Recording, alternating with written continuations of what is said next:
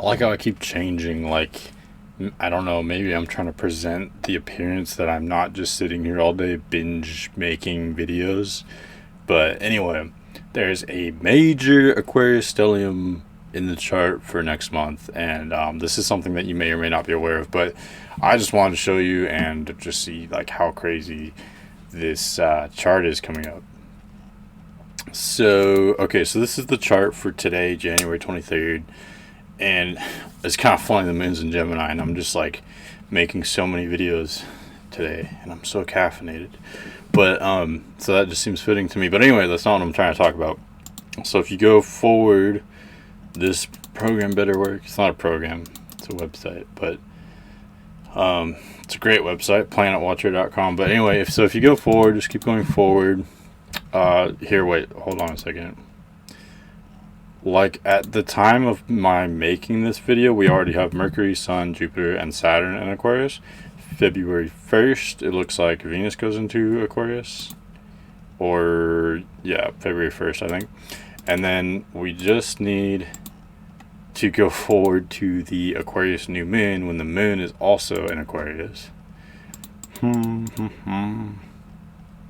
And I'm actually, I want to go to the exact hour just because I'm like neurotic, I guess. There, that's close enough. There, yeah, that's actually the exact new moon to the minute of the degree. But anyway, the point is, on February 11th, 2021, we have Sun, Moon, Mercury, Venus, Jupiter, and Saturn in Aquarius.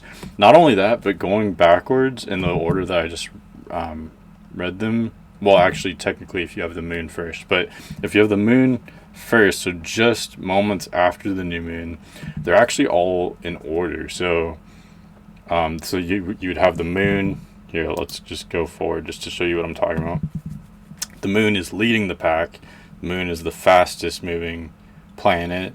Then the sun. You could argue that whether Mercury's faster or not, but the sun is more consistent than Mercury. Mercury is faster at times, but also slower at other times. Here it's retrograde. But you could also look at it as an order for the planets going outward from the sun. So you have Sun, Mercury, Venus, Jupiter, Saturn, and they're all in order, which is crazy. And they're also all in order from fastest to slowest, generally speaking. So yeah, I just thought that was so crazy. Another thing is that there's two conjunctions on this day. One is the new moon with the sun and moon conjunct at 23 degrees Aquarius, or it might technically be 22. No, it's 23. And then the other conjunction is the Venus and Jupiter conjunct at 12 degrees Aquarius. So, I mean, if you have any planets in Aquarius whatsoever, I think this would be a big deal. If you have Sun in Aquarius, your birthday and your year might be a big deal. I could go into that. But, yeah, if you have any Aquarius planets, even any air planets that are trining any of this stuff, or if you have any fixed planets that are squaring or opposing those, kind of a big deal. And it's just a big deal for all of us. Oh, and I want to say, especially if you have planets at 23 or 12 degrees of air or fixed signs, pretty big deal. This will impact you. And if you want me to go into more details of how it might impact you, depending on your placements, I can do that. Just request it. But otherwise, like anytime, all these planets aren't conjunct, but they're in the same sign and therefore kind of close to being conjunct. And so to me, this looks kind of like what the chart looked like last year in 2020 in January, where we had that huge lineup in Capricorn. Except that was even more intense because it was almost all the planets were pretty much conjunct and not just in the same sign. But this is kind of similar, but it's like the 2.0 conjunction where, you know, it's this huge transition from 2020 to 2021 where we're going from Capricorn to Aquarius. And that's exciting for a whole bunch of reasons. I think that transition is one of the most uplifting ones. And not to rag on Capricorn at all. I love Capricorn people. This has nothing to do with them. But I think at this time, Capricorn energy is more symbolizing our old power structures and the corruption in society. And so, and also it's just kind of a heavier energy. It's one that's not as maybe enjoyable to experience as Aquarius. You know, of course that's subjective, but I think it's just very uplifting for a lot of reasons. In that I don't know what will happen, but I think this is a major transition. Whenever you have planets grouping together or conjoining, it's generally the start of a new cycle. So, you know, like the new moon, for example, is a very literal start of a new cycle. But really, all these planets kind of clustering is kind of a new chapter in a way. And again, it's something we sort of experienced last year in 2020, except that was Capricorn, so it was more heavy, it was slower, it was more authoritarian of top down, you know, authority and power structures. So I would think that Aquarius would bring the power back to the people. I don't know exactly what that would look like, but you know, it's more bottom up of, you know, grassroots movements. It's more revolutionary, all that good Aquarius stuff.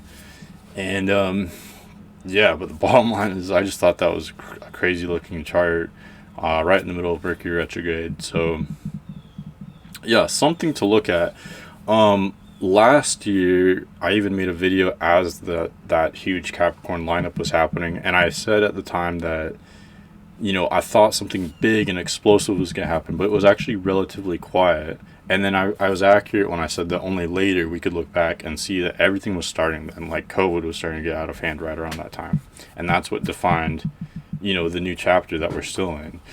And so this, I still think, is kind of like that, in the sense that you have such a big grouping of planets, so it's this huge concentration in Aquarius, but it's also a new cycle. So I don't know whether it would be a big explosive event or a more quiet starting of something big that we would only really recognize later. It could be both, it could be either.